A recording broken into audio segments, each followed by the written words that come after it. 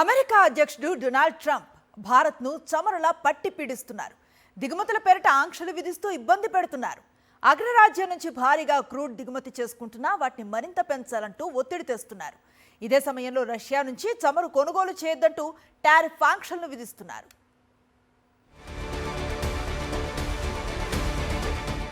భారత్ చమురు దిగుమతుల్లో రష్యాతో పోల్చితే తొలి నుంచి అమెరికా వాటానే ఎక్కువగా ఉంది. రష్యా ఉక్రెయిన్ యుద్ధానికి ముందు భారతదేశం మొత్తం ముడి చమురు దిగుమతుల్లో రష్యా వాటా 1% కంటే తక్కువగా ఉండేది. కానీ 2024-25 ఆర్థిక సంవత్సరంలో ఇది 36%కి చేరుకొని భారతదేశానికి అతిపెద్ద చమురు సరఫరాదారుగా మారింది రష్యా.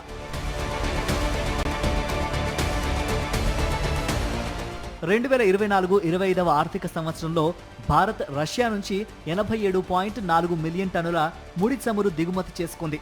రష్యా తన చమురుపై డిస్కౌంట్లు ఇవ్వడం వల్ల మన దేశం భారీగా డబ్బును ఆదా చేయగలిగింది.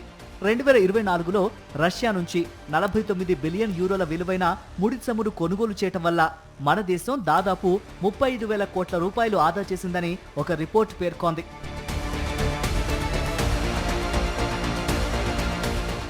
ఈ ఏడాది ప్రారంభం నుంచి మాత్రం భారత్ రష్యా నుంచి దిగుమతులు తగ్గించింది. అమెరికా, మిడిల్ ఈస్ట్, ఆఫ్రికా వంటి ఇతర దేశాల నుంచి క్రూడ్ తెప్పించుకుంది.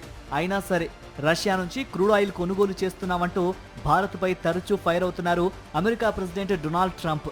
ఇటీవలి కాలంలో భారత్కు అమెరికా నుంచి ముడి చమురు దిగుమతులు భారీగా పెరిగినా ట్రంప్ మనసు మాత్రం శాంతించడం లేదు.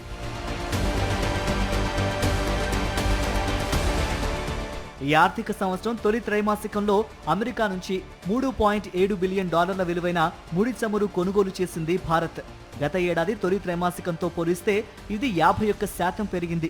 ఇక ఏప్రిల్ నుంచి అమెరికా క్రూడ్ దిగుమతులు ఏకంగా 114% పెరిగాయి. ఇదే సమయంలో రష్యా నుంచి భారత్ దిగుమతి చేసుకున్న చమురు 36% మాత్రమే. ఈ ఏడాది జూలైలో అమెరికా నుంచి చమురు దిగుమతులు గణనీయంగా పెరిగాయి. భారత్ మొత్తం దిగుమతుల్లో అగ్రరాజ్యం వాటా 3 నుంచి 8%కి పెరిగింది.